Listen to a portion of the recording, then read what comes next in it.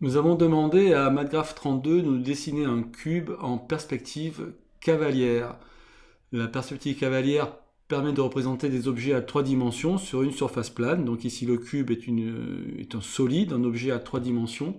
Et pour le représenter sur une surface plane, on demande à MathGraph32 d'utiliser la technique de la perspective cavalière qui respecte le parallélisme des droites. C'est-à-dire que vous avez deux droites qui sont parallèles sur votre objet, elles seront également parallèles sur votre dessin, représenté sur une surface plane, ici l'écran de votre ordinateur ou de votre téléphone.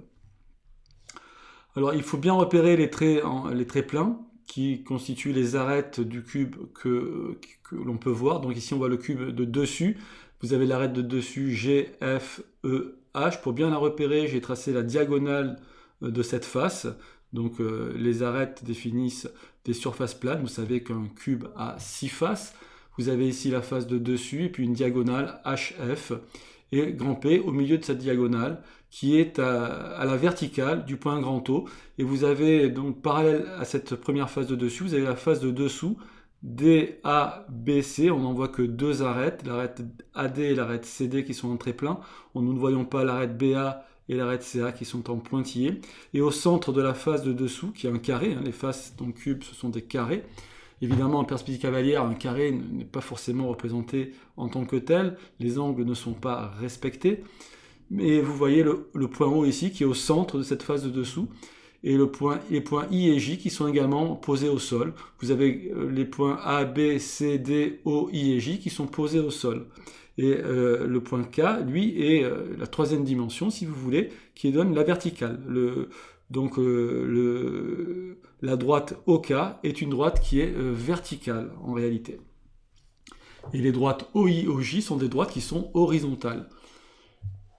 Voilà, donc là, le cube vu de dessus. Alors, quel intérêt d'utiliser cette représentation d'un cube? On va discuter un petit peu dans cette vidéo des intersections entre deux plans, entre deux droites et entre une droite et un plan. Les différents cas d'intersection de ces objets. Et on va redéfinir déjà ce qu'est un plan. Un plan est entièrement défini par données de 3 points non alignés. Par exemple, la face de dessus du cube, c'est qu'une partie d'un plan que je pourrais appeler par exemple HGE ou FEH, tout ça, ou alors HFE. Je choisis trois points parmi les 4 qui constituent donc les sommets du carré qui est la face de dessus de votre cube. Je choisis 3 points sur les 4 et ces 3 points me permettent de nommer le plan, puisque le plan est entièrement défini par 3 points non alignés. Et donc évidemment, il s'agit à chaque fois du même plan, celui qui contient la face de dessus. Ce plan, vous savez que si je prends une droite, dessinons par exemple donc la droite GF par exemple, la droite GF a 2 points en commun avec le plan par exemple HFE. Donc elle est entièrement incluse dans ce plan, elle est entièrement incluse dans le plan, si vous voulez, qui est parallèle au sol et qui est à la hauteur de la face de dessus du cube. Donc vous avez un premier plan qui est ici. Le deuxième plan, c'est le plan qui contient la face de dessous du cube. Ce plan, c'est le sol. Il faut bien l'imaginer illimité également, puisque vous savez qu'un plan, à partir du moment où il contient 2 points d'une droite, il contient toute la droite. Donc ce plan, le plan est complètement illimité, alors que les faces du cube, elles, sont limitées par les côtés, par les arêtes. Ce sont des carrés. Donc bien distinguer une face et un plan. D'accord.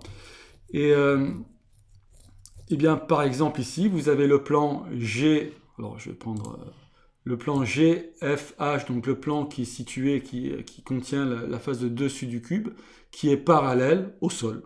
Voilà, vous avez 2 plans parallèles, et ces 2 plans parallèles n'ont pas de point en commun. Donc, c'est une première situation qu'on peut avoir entre 2 plans. Ils peuvent ne pas avoir de point en commun. On dit dans ce cas-là qu'ils sont effectivement parallèles. Mais vous pouvez avoir 2 plans confondus également. Vous rappelez-vous que le plan de dessus, là, qui contient la surface de dessus, la face de dessus du cube, je peux l'appeler GHF ou je peux l'appeler aussi FEH. C'est 2 plans, c'est 2 noms différents pour un même plan. On dit dans ce cas-là qu'on a des plans confondus et par définition, on a également un parallélisme entre 2 plans. Un plan est parallèle à lui-même, si vous voulez. De même qu'une droite est aussi parallèle à lui-même. Donc ça, c'est un détail. Mais c'est une autre situation possible entre deux plans, ils peuvent être confondus, ils peuvent être en réalité non constitués qu'un seul, être égaux. C'est-à-dire que tout point d'un des plans est aussi un point de l'autre et réciproquement. Chaque plan est inclus dans l'autre. Alors après, une autre situation qu'on peut avoir avec des plans, donc ils peuvent être disjoints.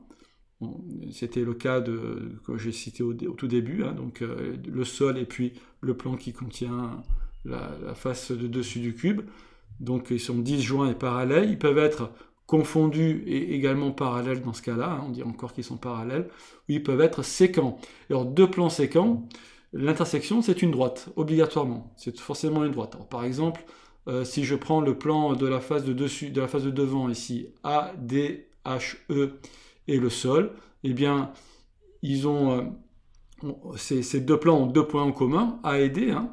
A et D sont sur le sol et également sur la face que je suis en train de considérer ici. Et dans l'intersection entre déjà les deux faces, cette face-là et la face du sol, c'est le segment AD. Et l'intersection entre les plans qui contiennent ces deux faces, c'est la droite AD. Vous voyez, notre exemple, si vous prenez la face de dessus et puis le plan qui correspond à la face de gauche ici du cube, eh bien leur intersection, ça va être la droite GH. D'accord ? Si vous prenez cette face de gauche et l'intersection avec le sol, c'est la droite CD. Voilà, vous avez donc ici des exemples d'intersection de plans. Ensuite, donc là on a vu les différents cas d'intersection entre deux plans. Si vous prenez les cas d'intersection entre une droite et un plan, la droite GF par exemple est parallèle au sol, au plan qui est défini par le sol, donc le plan qui est défini par exemple les points D, A et B. La droite ici GF et le plan n'ont pas de points en commun.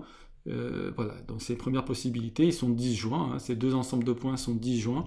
Et on dit aussi également que la droite GF est parallèle au sol. Une autre droite qui serait parallèle à notre plan, c'est par exemple GH, la droite GH qui est parallèle au sol également, hein, où la droite HE est aussi parallèle au sol. Toutes ces droites sont incluses dans le plan qui contient la face de dessus. Toutes les droites incluses dans le plan de la face de dessus sont évidemment parallèles au sol. Alors après, vous avez des droites qui vont être séquentes avec le sol, par exemple les droites verticales, hein, par exemple HD ou GC, qui est donc avec le sol, GC, l'intersection c'est le point grand C, HD c'est le point grand D, la droite EA ce sera le point grand A, la droite FB ce sera le point grand B. Donc vous avez des exemples d'intersection de droite avec le sol ici. Et dans le cas d'une droite et d'un plan, donc il y a soit une intersection c'est un point, donc séquent et l'intersection c'est un point, soit disjoint et dans ce cas-là la droite est parallèle au sol, ou la droite peut être confondue, peut être incluse, dans le plan, c'est le cas de la droite GF qui est incluse dans le plan HEF par exemple. Voilà, donc on a les cas, donc là on a vu les cas d'intersection plan-plan, droite-plan, il nous reste à voir les cas d'intersection droite-droite. Il y a par exemple la droite GF et la droite EH seront des droites parallèles. Elles sont dans un même plan, le plan qui contient la face de dessus, et elles n'ont pas de point en commun. Donc ça c'est des droites parallèles. Donc encore une fois, GF est également parallèle avec elle-même. Et donc, si on considère encore deux autres points de droite GF, on a une droite confondue. Droite confondue, c'est qu'on a la même droite. Hein, c'est un peu tordu comme situation, mais voilà, les deux droites peuvent être confondues, c'est-à-dire qu'on a une même droite. Comme deux plans peuvent être confondus, c'est un même plan, d'accord ? On a donné deux noms différents à un même objet mathématique, un même objet, voilà, un même ensemble de points. Et donc, on a vu parallèle et confondu au niveau des droites. On a également séquente, par exemple la droite HF est séquente à la droite GF. Alors quand deux droites sont séquentes, forcément, elles sont également dans un même plan. Voyez ?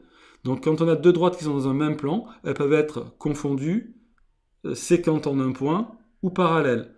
Et puis on a des droites qui ne sont pas dans un même plan. Et par exemple la droite HD ici, oui, n'est pas dans le même plan que la droite GF. D'accord ?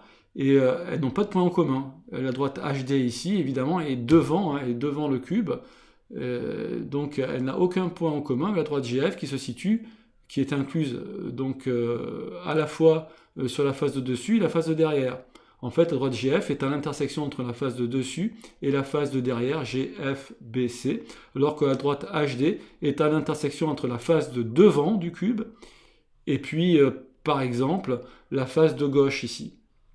Et donc, vous voyez très bien que cette droite HD n'a aucun point en commun avec GF, mais elle n'est pas parallèle à GF. Voyez. Donc, c'est une autre situation que l'on a dans le cadre d'une droite dans l'espace. Deux droites dans l'espace peuvent ne pas avoir de point en commun sans être parallèles.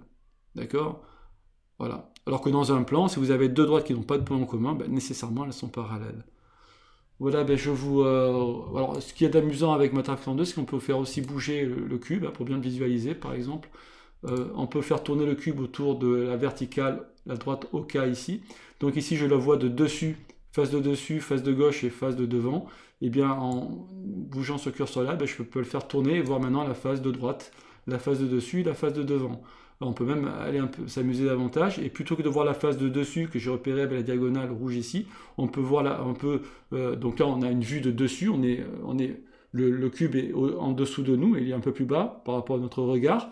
Eh bien, on pourrait se positionner en dessous du sol et voir la face de dessous. Alors pour cela, on va jouer sur le paramètre phi ici.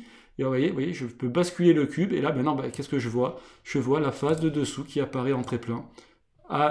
AD, CB, la face de dessous qui apparaît en trait-plein, la face de gauche qui apparaît en trait-plein, et la face de devant qui apparaît en trait-plein. Le point grand P ici, alors la diagonale rouge ici devrait être en pointillé, parce qu'elle n'est plus visible en réalité. Hein. Voilà. Eh bien, je vous remercie de votre attention.